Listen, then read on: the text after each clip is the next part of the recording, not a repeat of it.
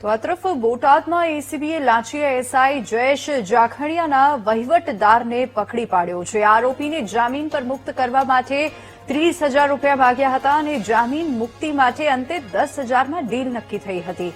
અને એએસઆઈએ પોતાના વહીવટદાર નિલેશ ભરાડિયાને પૈસા લેવા મોકલ્યો હતો અને ફરિયાદીની ફરિયાદને પગલે એસીબીએ છટકું ગોઠવીને નિલેશ ભરાડિયાને રંગે હાથ પકડી પાડ્યો છે.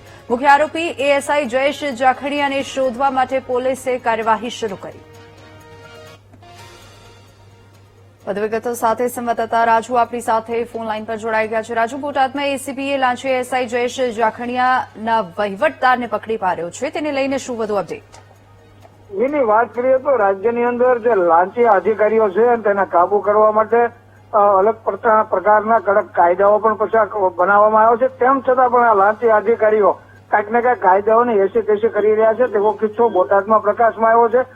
બોટાદ ટાઉન પોલીસ સ્ટેશનમાં ફરજ બજાવતા જયેશ જાખણિયા જેઓએ એક જે આરોપી હતો જે ફરિયાદી છે તેને અગાઉના કેસની અંદર તેને જામીન તાત્કાલિક આપી દેવાના, કોઈ બીજી પ્રકારના હેરાન પરેશાન નહીં કરવાના તે બાબતને 30,000 રૂપિયા માંગ્યા હતા અને આખરે 10,000 રૂપિયામાં ડીલ કરવામાં આવી હતી અને 10,000 રૂપિયા એ તેવો આવ્યો હતો જયારે આ જે એએસઆઈ છે જયેશ જાખણિયા તેનો જે વચેટિયો છે કહી શકાય તે નિલેશ કરીને જે છે તે લેવા માટે ગયો હતો ને ત્યારે તે એસીબીએ ટ્રેપ કરી હતી અને રંગે આજે આ એએસઆઈ ના વચેટિયાને પકડી લીધો હતો જયારે આ એએસઆઈ જયેશ જાખણિયા જે છે નાસી છૂટ્યો હતો. હાલમાં એસીબી પોલીસે આ બંને વિરુદ્ધ કાયદેસરની કાર્યવાહી હાથ ધરી છે અને તેને પકડવા શોધખોળ શરૂ કરી છે. જી બિલકુલ રાજુ, આભાર સમગ્ર માહિતી બદલ.